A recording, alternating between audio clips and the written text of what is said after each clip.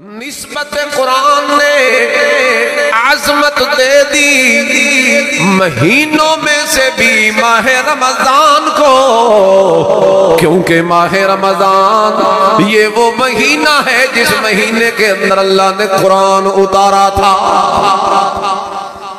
نسبت قرآن رمضان کے مہینے کو بھی عظیم کرے، نسبت قرآن راتوں میں سے لیلۃ القدر کو بھی عظیم کرے، نسبت قرآن فرشتوں میں سے جبریل امین کو بھی عظیم کرے، اور یہی نسبت قرآن شہروں میں سے مکہ اور مدینہ کو بھی عظیم کرے، کیونکہ یہ وہ شہر ہیں جن شہروں میں اللہ نے قرآن اتارا تھا۔ یہ وہ شہر ہیں اللہ قرآن مجید میں قسم اٹھاتا ہے، لا اقسم بهذا البلد وانت حل بهذا البلد۔ اللہ قرآن میں مکہ شہر کی قسم اٹھاتا ہے، والتین والزیتون وطور سینین وهذا البلد الامین۔ اللہ اس شہر مکہ کی قسم قرآن میں اٹھا کر اس کی عظمتوں کو بیان کرتا ہے۔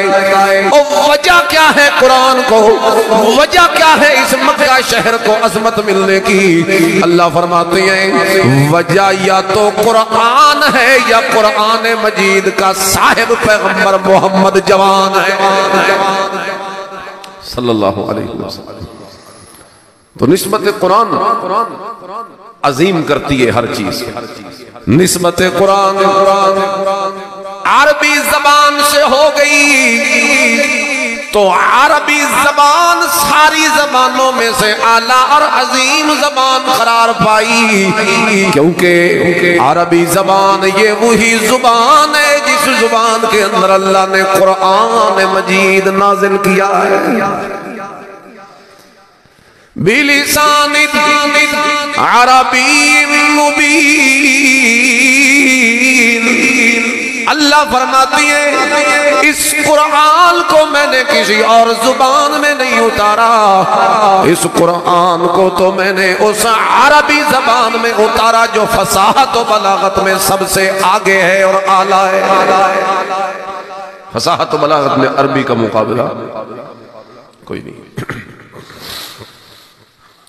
یہ عظمت ہے نسبت قرآن کی، اور صرف اتنا ہی نہیں، اس نسبت قرآن نے اس نبی کو بھی سارے نبیوں کا سردار بنا چھوڑا جس نبی پر یہ قرآن اترا ہے، جس نبی پر یہ قرآن اترا۔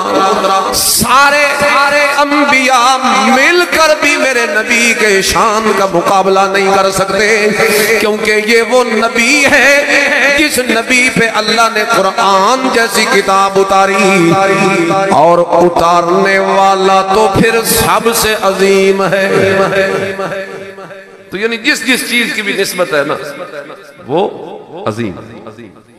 تو پھر میں یوں کہہ سکتا ہوں کہ اگر نسبت قرآن رات کو افضل کرے راتوں میں، اگر نسبت قرآن مہینوں کو عظیم کرے، مہینے کو عظیم کرے مہینوں میں، فرشتے کو عظیم کرے فرشتوں میں، شہروں کو عظیم کرے باقی شہروں میں، اگر نسبت قرآن نبی پاک صلی اللہ علیہ وسلم کو عظیم کرے باقی نبیوں میں، تو یہ بات کوئی بعید نہیں کہ اگر ہم میں سے جو کوئی بھی اپنی نسبت قرآن سے پیدا کر لے گا، رب کعبہ کی قسم اللہ اس انسان کو بھی عظیم کر دے گا باقی سارے انسانوں۔